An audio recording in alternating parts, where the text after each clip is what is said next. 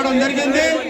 ఆ పిలుపులో భాగంగా మనం ఈరోజు సమ్మె సందర్భంగా ప్రదర్శనకు వచ్చాము.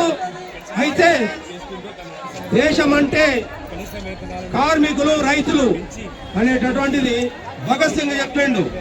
కార్మికులకు వ్యతిరేకంగా ట్రేడ్ డిస్ప్యూట్స్ బిల్లుని బ్రిటిషోడు పార్లమెంటులో ప్రవేశపెడితే దానికి వ్యతిరేకంగా వీళ్ళు వెళ్లి పొగ బాంబులు విసిరారు.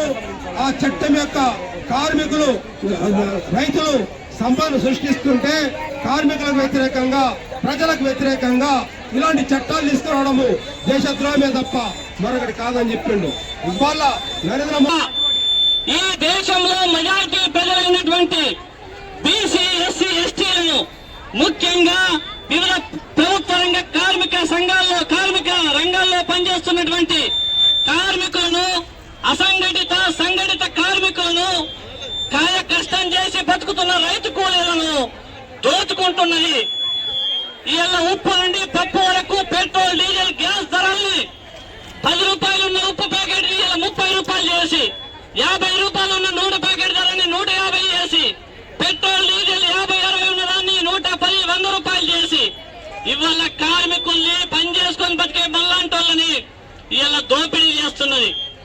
ఇదే సమయంలో 11 ఏళ్లుగా కార్మికుల జీతాలు పెరిగినాయి అంటే ఇవాళ రోజు రోజుకు పెరుగుతున్న ధరలతో పోలిస్తే మన జీతాల పెరుగుదల మాత్రం లేదు. ఇవన్నీ చేయకపోగా ఇప్పుడు ఒకవైపు మనల్ని కడుపులో మార్చి మనం ఆకలి అవుతుంది అని చెప్పేసి అడిగితే మీరు అడగద్దు, మీరందరూ గుమిగూడద్దు, మీరు ధర్నాలు చేయొద్దు, ర్యాలీలు చేయొద్దు, ఏది ఇస్తే అది తీసుకోవాలా, ఉంటే ఉండండి లేకుంటే సావండి అని చెప్పేసి ఇలా మోడీ ప్రభుత్వం చెప్తా ఉన్నది. ఇలా మోడీ సర్కార్ ఇట్లాంటి సమస్యలు ఈ దేశంలో మెజార్టీ ప్రజలు ఇబ్బంది పడుతుంటే ఇలా ఏం మాట్లాడుతూ ఉన్నాడు? ఈ దేశం ప్రమాదంలో ఉన్నది, హిందువులు ప్రమాదంలో ఉన్నారు, మసీదులు తగుదాం, శివలింగం వెళ్తుందా లేకుంటే ఇంకోటి వెళ్తుందా అని మాట్లాడుతున్నాడు. మనల్ని మధ్యలో కొట్టాటలు పెడుతున్నాడు, హిందూ ముస్లింల మధ్యలో లోలీలు చేస్తున్నాడు, కులాల మధ్యలో లోలీలు పెడుతున్నాడు.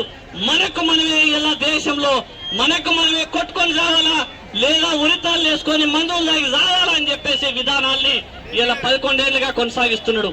ఇలా మన పిల్లల్ని ఖరాబ్ చేస్తున్నాడు. వాట్సాప్ యూనివర్సిటీతోని పోరగండ్ల మైండ్ ఖరాబ్ చేస్తున్నాడు. ఇలా విద్యార్థులకు చదువులు లేవు, మనకేమో ఉద్యోగాలు లేవు, ఉద్యోగం పనిచేస్తున్నటువంటి వాళ్ళకు జీతాలు లేవు, జీతాల పెంపు లేదు, హక్కులు లేవు, ఉన్న హక్కుల్ని రద్దు చేస్తూ 11 ఏళ్లుగా ఇవాళ ఒక ఎమర్జెన్సీ పాలన కొనసాగిస్తున్నది మోడీ ప్రభుత్వం. దీని మీద ఇవాళ ఏకతాటి మీద ఈ హక్కులన్నింటిని రద్దు చేస్తూ కార్మికులు ఇలా పోరాడే హక్కు లేకుండా రెక్కల్ని కడిగేసే విధంగా కార్మిక చట్టాలను తీసుకొచ్చే ప్రయత్నం చేస్తే ఈ ప్రయత్నాన్ని వ్యతిరేకంగా దేశవ్యాప్తంగా ఉన్నటువంటి మన కార్మిక సంఘాలన్నీ కలిసి ఇవాళ దేశవ్యాప్త సార్వత్రిక సమ్మెకు పిలుపునిచ్చినాయి. ఇవాళ దేశంలో సుమారు 50 కోట్ల మంది కార్మికులు సంఘటిత కార్మికులు దేశవ్యాప్తంగా నిరసన చేస్తా ఉన్నారు. ఇవాళ మేము ఈ ప్రభుత్వాన్ని మేము గట్టిగా డిమాండ్ చేస్తా ఉన్నాం. అదేవిధంగా ఈ కార్మికులకు మేము పిలుపునిస్తా ఉన్నాం. కార్మిక మిత్రులారా, మీరందరూ కూడా ఈ మోడీ ప్రభుత్వం పట్ల తస్మాత్ జాగ్రత్త, వీళ్ళు చేసే కుట్రల పట్ల తస్మాత్ జాగ్రత్త. వెంటనే ఈ కార్మిక వ్యతిరేక 4 లేబర్ కోడ్లను రద్దు చేసుకోవాలని, అదేవిధంగా కాంట్రాక్ట్ అవుట్ సోర్సింగ్ పద్ధతిలో పనిచేస్తున్న కార్మికులందరినీ పర్మిట్ చేయాలని చెప్పేసి ఏదైతే 8 గంటల పని ఉందో దాన్ని 12 గంటలు చేస్తామన్న ప్రయత్నాలు విరమించుకోవాలని చెప్పేసి మనందరం గట్టిగా డిమాండ్ చేయాల్సిన అవసరం ఉన్నది. అదేవిధంగా పెరుగుతున్న ధరలన్నింటినీ కూడా తగ్గించాలని కూడా మేము డిమాండ్ చేస్తా ఉన్నాం.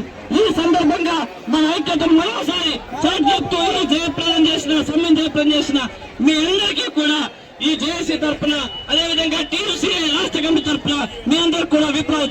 ఈ రోజు దేశవ్యాప్త సమ్మెలో భాగంగా నిజామాబాద్ పట్టణంలో అన్ని కార్మిక సంఘాలతోని భారీ ర్యాలీ సభ జరిగింది.